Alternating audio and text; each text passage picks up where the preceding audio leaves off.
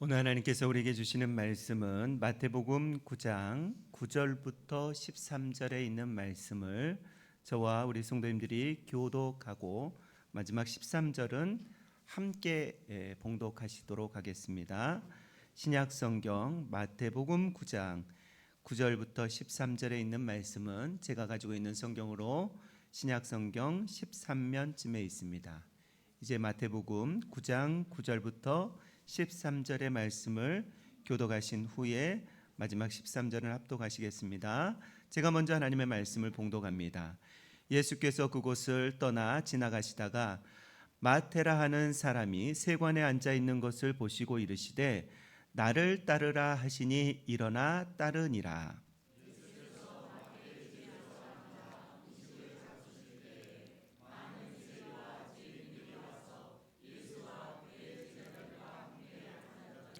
바리새인들이 보고 그의 제자들에게 이르되 어찌하여 너희 선생은 세리와 죄인들과 함께 잡수시느냐.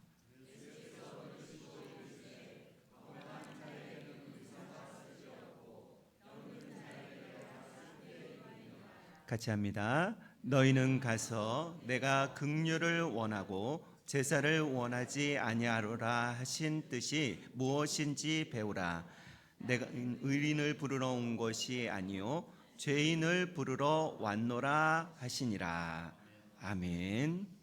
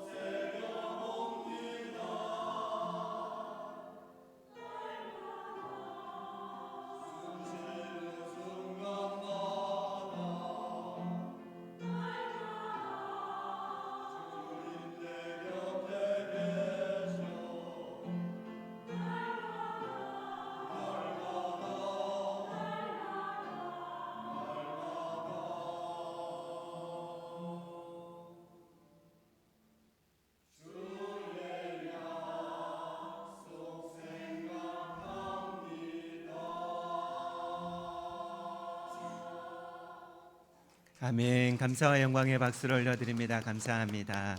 잠시 기도합니다. 주님의 순환을 깊이 묵상하는 사순절 두 번째 주일에도 하나님, 우리가 예배할 수 있음에 감사를 드립니다. 이 시간 성령으로 충만하게 하여 주시고 또 우리의 마음밭이 옥토가 될 수 있도록 우리의 마음을 기경하여 주시옵소서. 오늘도 생명의 말씀을 허락해 주실 예수 그리스도의 이름으로 기도드리옵나이다. 아멘. 우리 인사하고 말씀을 나눌까요? 잘 오셨습니다 라고 인사하겠습니다. 잘 오셨습니다. 예. 일기가 안 좋은데도 우리 성도님들 하나님이 임재하시는 귀한 자리에 오신 것을 환영합니다. 올 한해 우리는 은혜의 말씀을 나누고 있습니다. 오늘은 나는 은혜 받은 자입니다 라는 그러한 제목 아래 하나님의 말씀을 나누도록 하겠습니다. 우리는 인생을 살면 살수록 인생의 허물을 느끼고 살아갑니다. 그런데요, 이 인생의 허물은 어제 오늘의 문제가 아닙니다. 계속해서 있는 그런 문제이지요.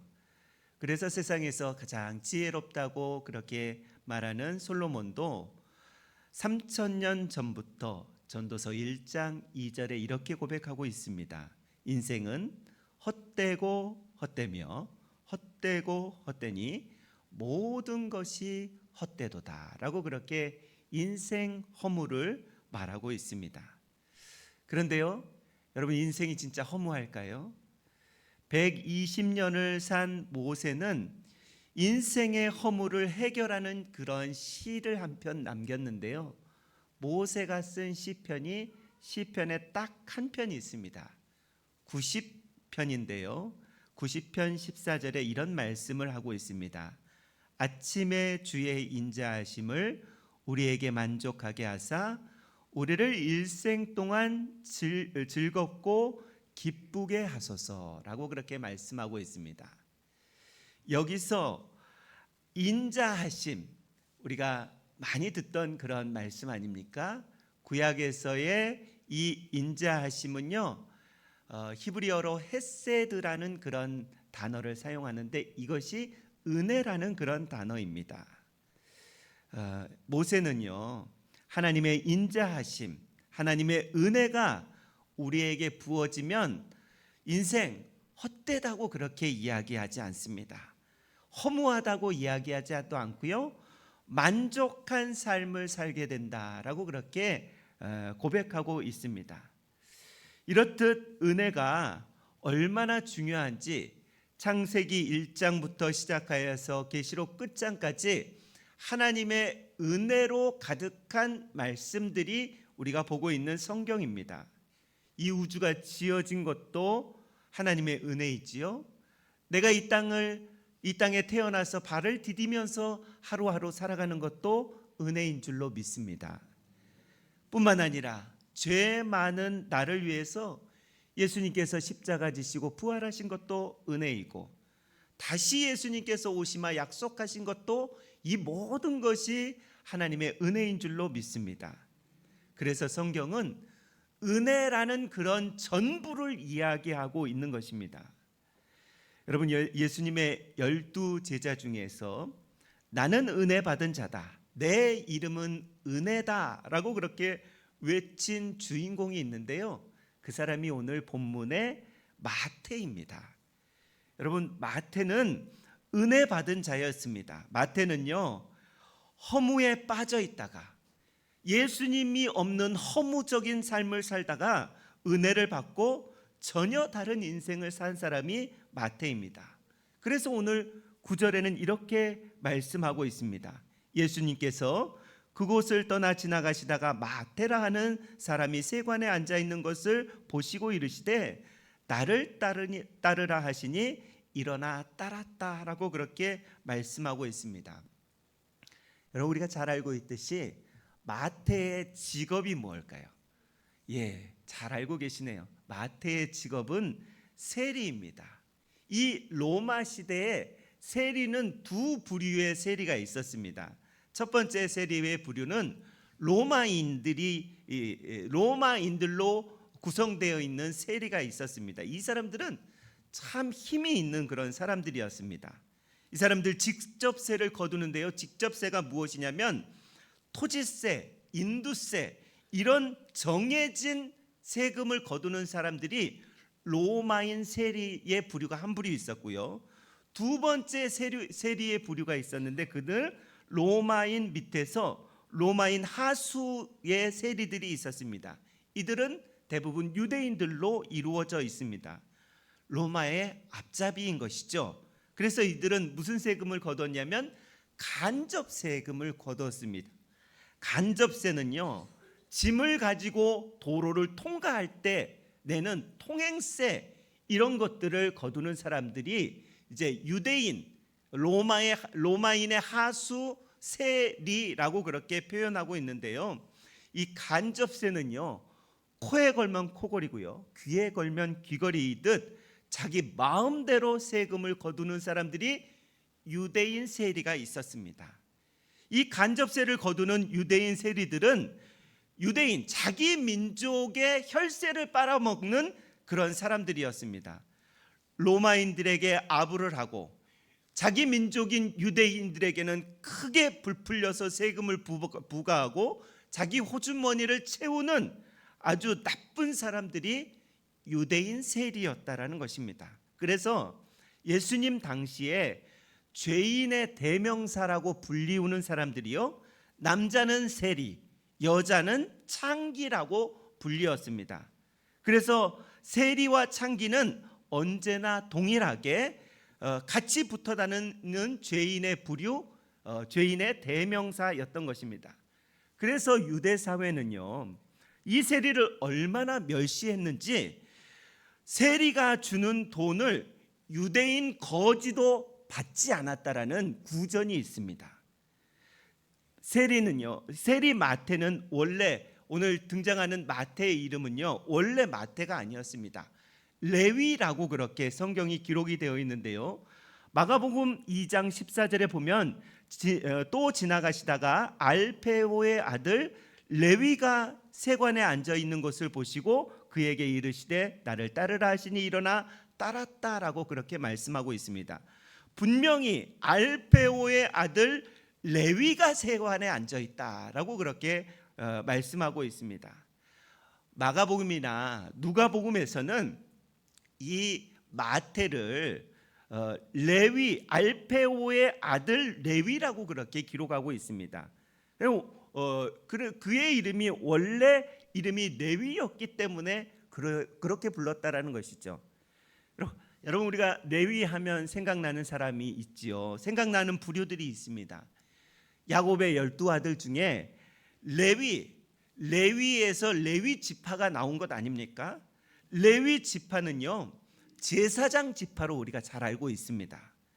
왜 제사장이 되었냐면 그 비하인드 스토리가 아주 우리에게 흥미롭습니다.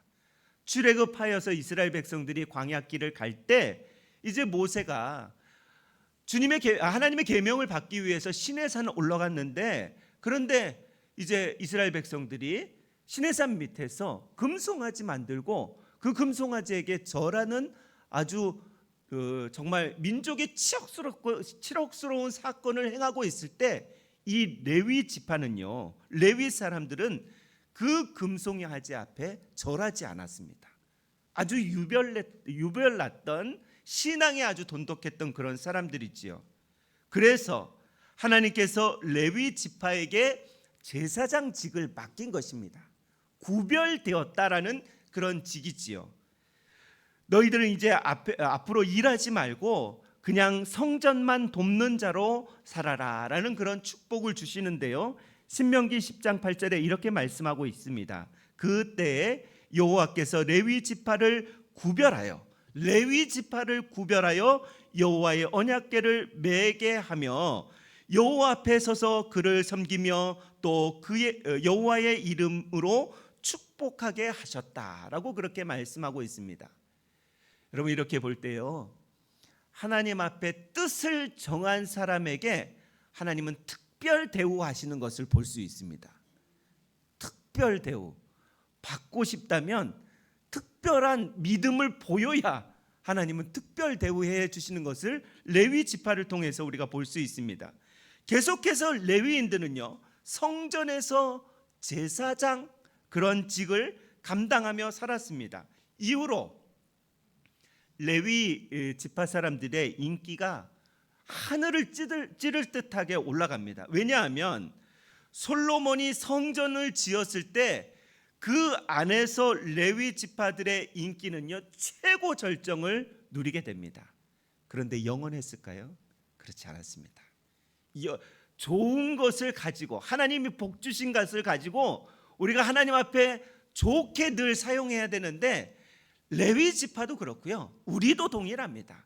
하나님이 우리에게 좋은 것 주시면 그것이 하나님이 내게 주신 거라고 생각하고 그렇게 믿음으로 반응해야 될 텐데, 그렇지 못한 그런 삶을 레위 지파를 통해서 보게 됩니다. 또 우리의 모습을 통해서 보게 됩니다. 바벨론 포로 때요, 이제 포로로 다 백성들이 끌려가서 신앙생활을 제대로 하는 사람들이 없었습니다. 그러니까 이제 그때부터 레위인들이 먹고 사는 그런 문제가 힘들었다라는 것입니다. 더더욱 지금 예수님 시대는요, 로마의 지배를 받고 있기 때문에 제사장 한 명을 제외하고는 다른 모든 레위인들은 비참하게 인생을 살아갑니다. 아주 가난하게 살았고요, 레위인들, 제사장들을 안 하려고 그렇게 살아갔던 그 집단, 그 이제 족속이 레위 지파가 되는 것입니다. 이렇게 존경받던 레위 지파에서 태어난 마태가 유대인들의 조롱거리가 되어 있던 그런 세리가 되었다라는 것은요, 이 레위 지파가 얼마나 타락했는지, 하나님의 칭송을 받는 사람에서 얼마나 지금 밑바닥 치는 인생을 살아가고 있는지 볼 수 있는 것입니다. 타락의 끝까지 온 것인데 왜 이렇게 레위 지파가 타락했을까? 우리는 한번 그 질문에 대답해 보기를 원하는데요, 마태가 지금 사는 동네가 어디냐면요, 가버나움이라는 곳에서 살고 있습니다. 여러분, 가버나움이라는 곳은 갈릴리 바다 동북쪽에 위치하고 있는데요, 이 가버나움, 우리가 성경에서 많이 들었던 곳입니다. 베드로와 안드레의 집에 있었던 곳이고요, 예수님께서 사역을 가장 많이 했던 곳이 가버나움 지역입니다. 예수님께서 가버나움에서 중풍병자도 고치셨죠. 백부장의 종도 고치셨죠. 베드로의 장모의 질병도 치유하여 주셨습니다. 가버나움에 귀신 들린 자를 고치시고 각종 질병을 고치신 곳이 예수님의 활발한 사역 무대가 가버나움이었다라는 것이죠. 이 가버나움은 예수님께서 수많은 기적과 사역을 베푸신 곳임에도 불구하고 예수님의 말씀을 믿지도 않고 그리고 회개하지 않는 곳이어서 예수님이 이 가버나움을 저주하는 말씀이요, 마태복음 11장 23절에 이렇게 말씀하고 있습니다. 가버나움아, 내가 하늘에까지 높아지겠느냐? 음부에까지 낮아지리라. 내가 행한 모든 권능을 소돔에서 행하였더라면 그 성이 오늘날까지 있겠다. 여러분, 이게 무슨 말이냐면요, 너희 가버나움은 예전의 구약시대의 소돔의 성보다 더 악하다라는 그런 말씀을 하고 있는 것입니다. 예수님께서 악하다고 이 한 가버나움에 마태라는 사람, 레위라는 사람이 살고 있었던 것입니다. 마태는요, 제사장이 되어야 하는, 영적 지도자가 되어야 하는 그런 직책을 가졌음에도 불구하고 정반대 무슨 직업을 가졌다고요? 세리라는 직업을 갖고 있는 것입니다. 마태는 유대인이었고 레위인이었기 때문에 말씀을 잘 알고 듣고 또 그 말씀대로 행하는 사람이어야 했습니다. 예수님 당시에 로마의 집에 살고 있었던 제사장들은요, 다 가난했기 때문에 이 가난이 싫다라고, 부모 잘못 만나서 레위인 한다라고 돈을 향해 뛰어들어가 버렸던 마태, 레위를 볼 수 있습니다. 마태는요, 돈을 벌기 위해서 신앙 버리면서 나아갔던 사람입니다. 여러분, 오늘날에도 이런 사람들이 꽤 있습니다. 예수 믿다가 아이씨 이 신앙이 별것 아닌가 생각하고 돈을 벌러 주일날 주님의 날에 나아가는 사람들도 그렇게 많은 시대를, 그렇게 많은 사람들이 살고 있는 시대가 오늘 이 시대라는 것입니다. 여러분, 돈과 하나님과 맞바꾸면 안 된다라는 모습을 오늘 레위는, 마태는 우리에게 교훈하고 있는 것입니다. 마태가 무식한 사람이었을까요? 성경적 지식이 없는 사람이었을까요? 그렇지 않습니다. 여러분, 마태는요, 당시에 통용되는 아람어를 비롯하여서 3개 국어를 능통한 그런 사람이었습니다. 예수님이 아람어 쓰셨어요. 그래서 아람어 쓰는 사람이었죠. 레위 족속이었기 때문에 히브리어, 구약의 히브리어도 썼을 것입니다. 그리고 로마 세관에 앉아 있었기 때문에 로마 시민이 사용하는 헬라어도 사용했을 것입니다. 3개의 국어를 능통하게 하는 아주 굉장히 똑똑한 사람이 마태입니다. 그리고 12제자 중에 어찌 보면 가장 유식한 사람이 이 마태일 수도 있습니다. 왜냐하면 세리, 생각해 보십시오. 계산을 참 잘해야 하는 사람입니다. 장부 정리도 꼼꼼히 해야 하는 사람입니다. 마태는 세리가 되어서 나름대로 돈도 많이 벌고, 뭐 착복했는지 뭐 했는지는 잘 모르겠지만 돈도 잘 벌고 안정적인 생활을 했던 그런 사람이었습니다. 그러나 그에게 문제가 한 가지 있었는데 그것으로 만족이 안 됐다라는 것입니다. 돈으로, 성공으로 인생의 만족이 찾아오지 않았다라는 것입니다. 오히려 마음 깊은 곳에서 양심의 가책이 있었고, 유대인들로부터 손가락질 당할 때, 저것이 유대인임에도 불구하고 유대인을 착복하는 사람이 되었다라고 손가락질 당했을 때 얼마나 괴롭고 수치스럽고 외로웠는지 모릅니다. 마태의 마음 깊은 곳 속에 성공을 하고 돈은 벌었는데 허무와 공허감이 밀려오기 시작했습니다. 그런데 어느 날 예수님이 자기가 있는 세관에 직접 찾아온 것입니다. 마태가 예수님 찾아간 것이 아닙니다. 곤고함으로 공허함으로 그렇게 쓰러져 있는 마태가 직접 예수님께 찾아온 것이 아니라요, 예수님이 마태에게 찾아왔다라는 것입니다. 우리도 동일합니다. 내 의지로 하나님 아버지 앞에 나온 것 같지만 하나님이 나를 부르셨기 때문에 내가 이 자리에 앉아 있는 줄로 믿습니다. 여러분, 예수님의 관심은요, 마태 직업에 관심이 있는 것이 아니고요, 마태 과거에 얼마나 돈을 많이 떼먹었는지, 얼마나 부한 사람인지 여기에 예수님의 관심이 전혀 없었습니다. 예수님의 관심은 마태라는 그 한 사람, 그 인격에 지금 관심이 있는 것입니다. 예수님 보시기에 마태는요, 병자였습니다. 세리라는 죄에 빠져 있는, 자신의 힘으로는 절대 빠져나올 수 없는 중병에 걸린 그런 병자였다라는 것입니다. 성경에 나오는 죽음이라는 단어는요, 창세기부터 죽음이라는 단어가 나오는데 그 죽음이라는 뜻은요, 하나님과 분리될 때 그 사람은 죽음의 길을 걸어가는 것입니다. 우리도 동일합니다. 우리도, 저와 여러분도 하나님과 분리되기 시작하면 영적인 죽음은 이제 시작이 되는 것입니다. 예수님이 볼 때 마태는요, 하나님과의 관계가 끊어진 죽은 자, 사망에 이르는 그런 사람이었습니다. 그는 부모의 말도 거역하고 자기 마음대로 사는 지독한 죄인이었고요, 그는 양심의 소리, 끊임없이 하나님께서 주시는 양심의 소리를 외면하는 뻔뻔한 그런 사람이었습니다. 그는 유대인의 눈으로 볼 때는 절대 구제할 수 없는 구제불능의 사람이었습니다. 예수님은 지금도 지독하게 죄를 짓고 있는 그런 사람들에게 가까이 오는 그것이 은혜입니다. 중병 환자에게 최고의 의사 명의가 찾아오는 것이 큰 선물이고 은혜이듯이 우리가 중한죄에 빠져 있어서 주님 나의 힘으로는 안 되오니 하나님의 힘이 필요합니다라고 고백하는 자에게는 큰 은혜의 물결이 터지는 줄로 믿습니다. 우리가 오늘 본문의 말씀 어려운 말씀이 아닙니다. 너무 익숙한 그런 말씀입니다. 마태가 예수님을 모시고 평소에 자기 주변에 있는 세리들을 다 모아가지고 이제 예수님을 따라가기 위해서 송별 잔치하는 그런 본문입니다.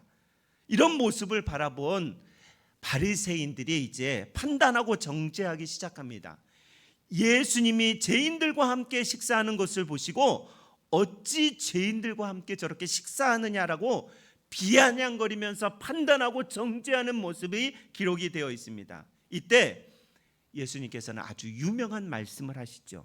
12절 13절의 말씀을 보십시오. 예수께서 들으시고 이르시되 건강한 자에게는 의사가 쓸데없고 병든 자에게야 쓸데있느니라. 너희는 가서 내가 긍휼을 원하고 제사를 원하지 아니하노라 하신 뜻이 무엇인지 배우라. 나는 의인을 부르러 온 것이 아니요 죄인을 부르러 왔노라 하시니라 라고 말씀하고 있습니다. 예수님은요 스스로 의롭다고 생각하는 바리새인들에게 찾아가시지 않았습니다. 그렇죠? 여러분 지금 예수님은 스스로 나는 죄인입니다. 철저히 허무와 공허감에 빠져 있는 사람, 나는 어떻게 할 수 없는 그런 죄인이다라고 고백하는 마태에게 찾아가셨지, 이 정도 신앙생활하면 잘 믿는 것 아닙니까? 라고 그렇게 생각했던 바리새인들에게 찾아가지 않았다라는 것입니다. 스스로 죄인임을 아는 자에게 하나님은 은혜 베푸시는 줄로 믿습니다. 바리새인들처럼 잘난 나에게는 은혜가 없다라는 것을 늘 기억해야 됩니다. 나는 이 정도면 됩니다. 하나님 이 정도 했으니까 되지 않았겠습니까? 라고 그렇게 고백하고 생각하는 사람들에게는요 예수님은 은혜 베푸시지 않으신다라는 것입니다. 반면에 예수님은요 세리처럼 자신이 죄인인 줄 아는 사람에게 하나님 내가 이 죄를 어떻게 할 수 없습니다라고 그렇게 겸손하게 고백하는 자에게 은혜를 베푸신다라는 것입니다. 저와 여러분이 내 실력, 내 능력, 내 자랑 교만하게 그렇게 사용하면 안 된다라는 것을 보여주고 있는 것입니다. 하나님이 부르시는 그 날까지 하나님의 은혜입니다. 내가 하루하루 살아가는 것이 하나님의 은혜이고 내가 하나님의 백성이 된 것이 하나님의 은혜입니다 라고 그렇게 고백하는 자에게 하나님은 은혜 베푸시는 줄로 믿습니다. 여기서 예수님이 긍휼을 원한다고 말씀하고 있는데 이 긍휼이 히브리어서에서 앞에서도 말씀드린 헤세드, 은혜라는 그런 단어입니다. 마태는요 예수님께서 나는 의인을 부르러 온 것이 아니다, 죄인을 부르러 온 것이다 라는 그런 고백을 들었을 때, 말씀을 들었을 때 귀를 의심했을 것입니다. 당시에 대단한 랍비였던 예수님이 죄인을 찾으러 다닌다고 하니 얼마나 가슴 뛰는 그런 말씀이었겠습니까? 예수님이 바리새인들과 친구인 줄 알았는데, 놀라운 랍비인 줄 알았는데, 놀라운 실력자인 줄 알았는데 그 실력자가 나 같은 죄인을 찾으러 오셨다고 하니 얼마나 가슴 뛰는 그런 삶을 살았는지 모릅니다. 여러분 예수님께서 건강한 자에게 의사가 필요 없다라고 말씀하시면서 병든 자에게 의사가 필요하다라고 그렇게 말씀하시는 것은 바로 나를 위한 말씀인 줄로 믿습니다. 하나님 나는 죄의 병에 든 사람입니다 라고 고백하는 자에게 은혜 베푸신다라는 것이지요. 내가 죄의 병에 걸린 자입니다. 내가 죄의 중독에 빠진 자입니다. 내가 절망의 늪에 빠진 자이고 내가 죄책감의 늪에 빠진 자입니다. 나는 중병 환자입니다 라고 고백하는 자에게 주님은 은혜 베푸신다라는 것입니다. 나에겐 나를 고쳐줄 의사가 필요합니다라고 그렇게 겸손하게 주님 앞에 나아가는 자에게 하나님이 은혜 베푸신다고, 주님이 은혜 베푸신다라고 말씀하고 있습니다. 그래서 우리는 내 스스로는 나의 화냄과 분냄, 욕심과 탐욕과 음욕과 두려움 이 해결할 방법이 없습니다. 내 스스로에게는 공허와 허무와 절망을 입을 방법이 없습니다 라고 그렇게 고백하는 사람에게 하나님은 은혜 베푸시는 줄로 믿습니다. 바로 내가 돈을 찾아다니며 살아갔던 세리입니다. 세리마태입니다. 바로 내가 거짓과 위선에 빠져 있던 세리마태입니다. 가족도 버리고 그리고 부모도 버리고 민족도 버리며 내 이기심만 채우려고 했던 마태 세리입니다 라고 그렇게 고백하고 겸손하게 하나님 앞에 나아가는 사람에게 내가 의인을 부르러 온 것이 아니다, 죄인을 부르러 왔다라는 예수님의 그 말씀에 은혜가 되는 것입니다. 죄인을 부르러 왔다라는 그 말씀에 여러분, 우리는 12제자가 어떻게 하나님 앞에 부름을 받았는지 잘 알고 있습니다. 여러분, 12제자의 이름이 기록된 복음서가요, 마태복음과 마가복음 그리고 누가복음과 사도행전, 이렇게 네 곳에 12제자를 부르신 그런 말씀이 나오는데요, 유독 다른 복음서나 사도행전에서는 레위인이라고 그렇게 마태를 기록하고 있는데, 유독 자기가 쓴 이 마태복음에서만 나는 세리 마태라고 그렇게 고백하는 모습을 볼 수 있습니다. 여러분, 무엇을 의미하는지 아시겠습니까? 겸손하게 내 모습 그대로 그 모습 그대로를 가지고 예수님 앞에 나아가는 자에게 하나님의 은혜가 부어진다라는 것을 의미하고 있는 것입니다. 여러분, 이런 고백이 저와 여러분의 고백이 되어야 합니다.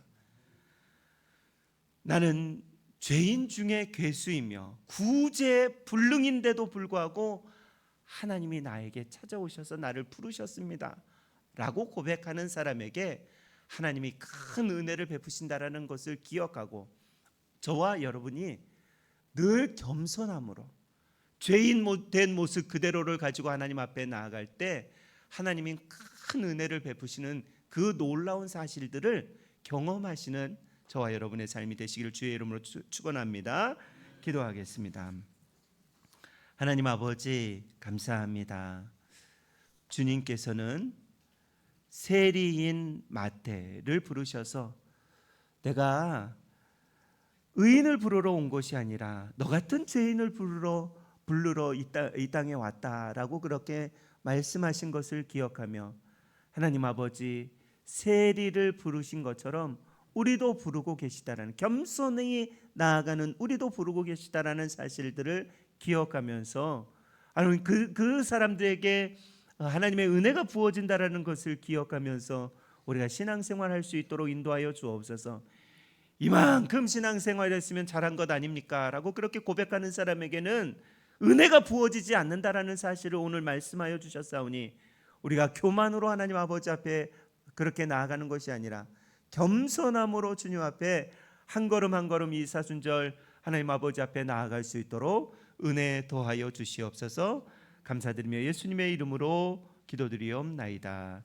아멘.